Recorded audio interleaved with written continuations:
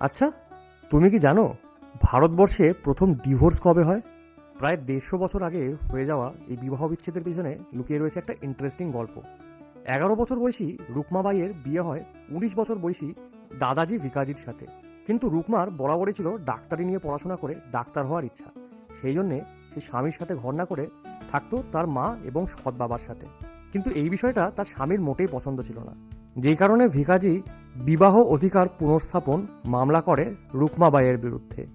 কোর্টে রুকমাবাই জানান বিয়ের সময় তার বয়স অনেক কম ছিল এবং সেই সময় তার থেকে কোনো মতামতই নেওয়া হয়নি, সেই জন্যে এই বিয়েকে তিনি মানেন না।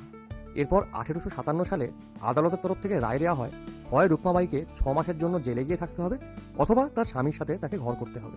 এই খবরটি কোনোভাবে গিয়ে পৌঁছয় রানী ভিক্টোরিয়ার কানে এবং তারপর তিনি পুরো ঘটনাটা শুনে এই ডিভোর্সটিকে গ্রান্ট করেন। এরপর রুকমাবাই পড়াশোনা করেন এবং তিনি ব্রিটিশাধীন ভারতের দ্বিতীয় মহিলা ডাক্তার ছিলেন।